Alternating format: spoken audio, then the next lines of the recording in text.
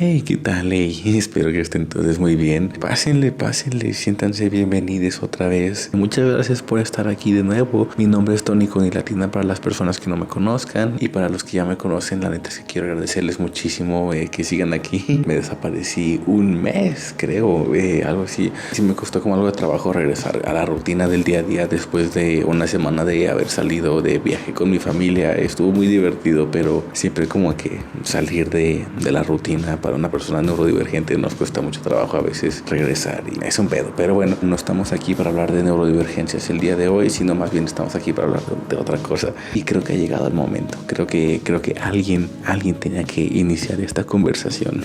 Porque me sorprende muchísimo que no he visto otros videos al respecto, ni siquiera he visto que existan otros videos al respecto. Se me hace algo curioso que vale la pena hablar de esto en un video, y es que lo que quiero traer al consciente colectivo es el hecho de que tanto Mamma Mía 2, Here We Go Again, como la película del Padrino 2, ambas películas comparten una estructura muy parecida, de hecho demasiado. Yo diría que más bien es la misma estructura narrativa, y no solo eso, sino que es una estructura narrativa que, por razones de que ya hablaremos un poco más adelante en el video, es una estructura que de hecho casi no se usa. Yo la neta es que fuera de estas dos películas no recuerdo haber visto alguna otra que comparta el mismo parecido. En serie sí, pero no cuenta, y ahorita hablaremos de por qué. Y bueno, antes que nada, para poder explicar un poco mejor a lo que me refiero, creo que es importante antes aprovechar la ocasión para hablar de algunas estructuras narrativas, para poder comparar y contrastar, y que realmente pueda explicar un poco mejor el punto al que quiero llegar. Y bueno, como siempre, en la descripción van a poder ver pues los timestamps de todo de lo que voy a hablar. Entonces, si se quieren saltar algún punto en específico, siéntanse libres de hacerlo. La razón por la que me clavo tanto con esto de las estructuras narrativas es que hay un libro de Stephen King que se llama Mientras escribo. Supongo que las personas que les guste leer han oído hablar de este libro, porque es como la Biblia de los escritores que nos gusta Stephen King. A mí me gusta muchísimo también ese libro y me inspira mucho también como a crear historias. Sin embargo, hay un consejo que él da que a mí me gustaría replantearlo, la neta. Y es que se me quedó muy grabado que Stephen King, él comenta que le gusta empezar a escribir sin saber pues qué va a pasar en su historia, ¿no? Casi que como si él mismo la está descubriendo, como dejar que fluya lo que vaya pasando mientras está escribiendo.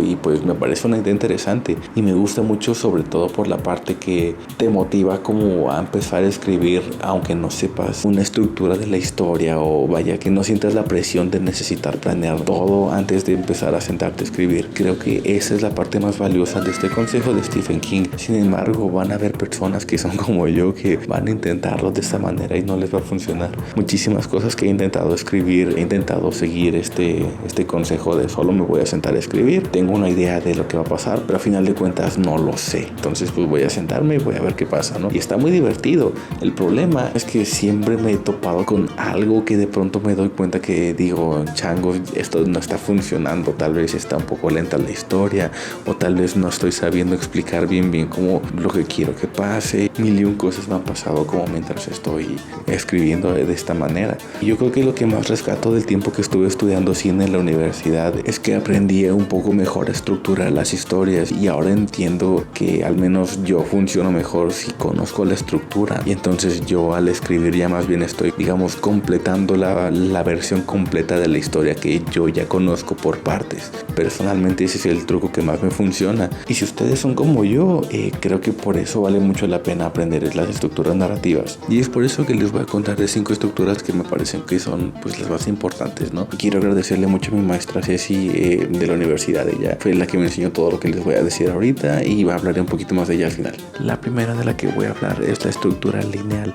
Esta yo creo que es la más frecuente, es la opción más segura la mayor parte de veces. Es obviamente ir de punto A a punto B y ya, no tiene nada de complicado esta estructura. Los efectos principales que nos deja a nosotros como espectadores es que podemos ver cómo crece un personaje. Esta es la parte poderosa de esta estructura, además de tenernos también como preguntándonos qué va a pasar a continuación. La segunda estructura es la coral. Ahora no se vayan a confundir como yo, el nombre no viene de un coral, sino más bien se refiere a un coro. Esto es porque es una estructura que es narrada como desde diferentes puntos de vista. A veces incluso reinterpreta el mismo evento de diferentes maneras dependiendo del punto de vista del que lo estemos viendo. Y una vez que se conocen todos los puntos de vista, estos se pueden intercalar o bien pues ir montando como si fuera como un coro, y pues por eso es el nombre. Los efectos de esta estructura básicamente básicamente son que podemos ver cómo un solo evento afecta a diferentes personas y podemos comparar y contrastar las historias, y esto hace que tengan un impacto bastante peculiar. Y también podemos entender mejor pues a los personajes y cómo se relacionan los unos con los otros, y crea una dinámica bastante chida, la neta. Ahora, con esta estructura sí hay que cuidar mucho, pues que hay que conocer bien a los personajes para entender bien los puntos de vista y cómo se vería su situación desde cada uno de los puntos de vista de ellos. Además de también tener mucho cuidado de no repetir demasiada información, porque si no se puede volver tedioso. Sobre todo hay que tomar en cuenta también que las historias y los contrastes y las comparaciones que se hagan de ellas, que sí den una gama interesante del evento. La tercera estructura de la que les quiero hablar se llama in medias res. Tiene un nombre bien raro. De chiquito me acuerdo que me enseñaron esto en la primaria, en alguna clase que nos estaban enseñando de esto, como que me imaginé más bien como un filete de res así empanizado, me acuerdo, así como cortado a la mitad. Y el nombre viene del latín, que no tiene que ver, pero sí.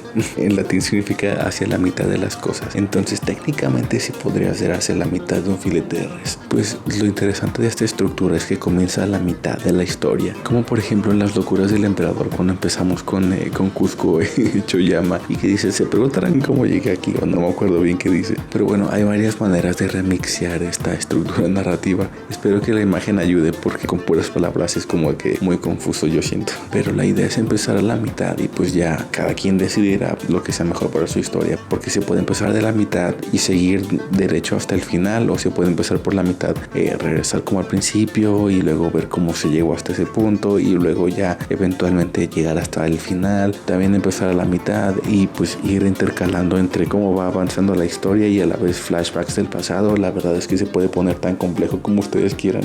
Y los efectos de este tipo de estructura es que sí se siente como que profundizas muy cabrón en la historia, se siente como muy compleja, y la verdad también siento que es divertida porque te mantiene como entretenido viendo qué va a pasar, cómo vas a llegar hasta esa parte y luego de ahí qué va a pasar. La cuarta estructura la verdad es mi favorita, y si se quedan con una sola estructura yo creo que esta es la más chida, o al menos es que a mí me entretiene mucho.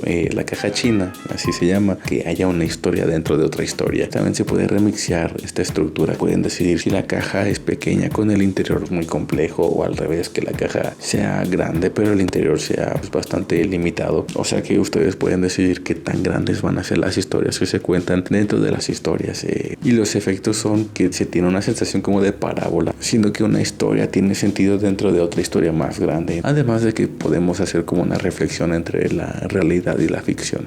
Y por último, y la razón por la que estamos aquí, la estructura de péndulo. Como el nombre lo indica, es una narración que está yendo de un lado a otro, y podemos usar estas dos historias para comparar y contrastar, y cada una al final de cuentas se va a retroalimentar de la otra. A veces sí se pueden unir al final de la historia, o a veces no, simplemente siendo unidas temáticamente. Los efectos de este tipo de estructuras son el conocimiento gradual de los personajes, además de que tenemos una mejor comprensión del poder del pasado, y también da una sensación como de encuentro entre dos personajes. Y justamente Mamma Mía 2, Here We Go Again y El Padrino 2 comparten esta misma estructura, que de por sí yo diría que no es tan usada realmente en películas, al menos. Lo que yo siento que realmente las hace bastante únicas dentro de la historia del cine es que ambas usan esta estructura de péndulo para crear una secuela y una precuela al mismo tiempo, que es algo que casi no se ve. Se ve una secuela que pasa después de que terminó la primera película, o una precuela que es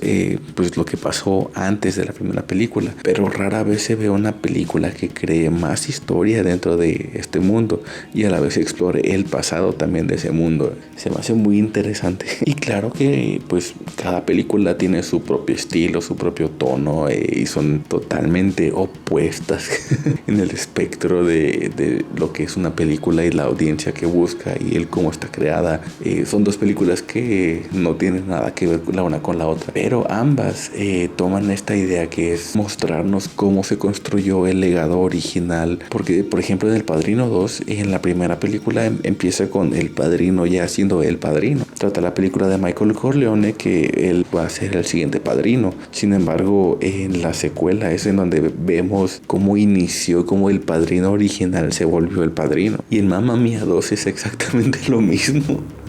Vemos como Sophie pues se va a casar y su mamá Donna pues ya tiene el hotel en la secuela. Vemos cómo Donna consiguió este hotel y pues básicamente todo lo que pasó en esos momentos. Y pues claro que fue una estructura muy usada en series, en donde a veces en la segunda temporada vemos eventos que fueron antes de la primera temporada y pues ese tipo de cosas. Pero yo me refiero en películas, exclusivamente en películas.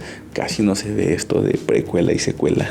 Entiendo por lo general por qué no existen tanto estas, sobre todo películas que hagan de precuela y secuela, pero justamente por eso quería traerlo al consciente colectivo, porque creo que es una estructura interesante y se pueden hacer cosas muy cool. También incluso con las otras que les dije, por eso se me hace muy bonito conocer estas estructuras narrativas, porque la neta es que si quieren tomarse como ejercicio, pues ponerse a escribir una historia pensando en la estructura de la caja china, cómo crear una historia dentro de otra historia, ¿no? Por ejemplo. Y pues bueno, espero que les haya gustado el video, que fue más que nada una excusa para hablar de estructuras narrativas, pero pues me parece interesante. Es que cuando vi Mamma Mía 2 por primera vez, recuerdo que me quedé de un momento, yo he visto otra película que hace esto mismo, y como que me quedé en shock. Le agradezco mucho a Ceci, mi maestra, que ella fue la que básicamente me enseñó esto en clases y me dio el material que era como parte de las tareas / recursos que nos daba para la clase, y tomé un poquito de esa información para el video de hoy. Y nada, la neta es que si quieren tomar una clase de creación de personajes, ella tiene un curso en doméstica que está buenísimo. Yo me lo estoy aventando ahorita, está muy chido, y pues justo ella sabe muchísimo de eso. Estudió psicología con el propósito de crear mejores personajes, lo cual se me hace muy cool. Y bueno, pues les dejo toda su información abajo en la descripción. Y ya, muchas gracias por haber visto este video. Les quiero mucho y les mando un abrazo grandote. La próxima semana tengo algunas ideas de lo que me gustaría hablar, pero todavía no tengo algo tan claro. No sé si ustedes tengan alguna recomendación o algo que les gustaría que analizara o que desmenuzara. Mucha gente me ha preguntado por cosas de K-pop y me encantaría. Verdaderamente me estoy preparando mentalmente para ponerme a investigar más de la cultura y todo esto, pero no siento que esté ni cerca de listo para poder hablar de cosas tan densas que tienen mucho de qué explorar. Y pues bueno, entonces de K-pop ahorita todavía no siento que tenga la comprensión de todo lo que tengo que comprender para poder hablar de ello. Entonces por eso, si alguien tiene más bien algo como de películas o de series que es un poquito más lo mío, pues déjenmelo en los comentarios. Y pues bueno, ya estoy de vuelta. Muchas gracias por seguir aquí y nos vemos en el próximo video. Bye, chao.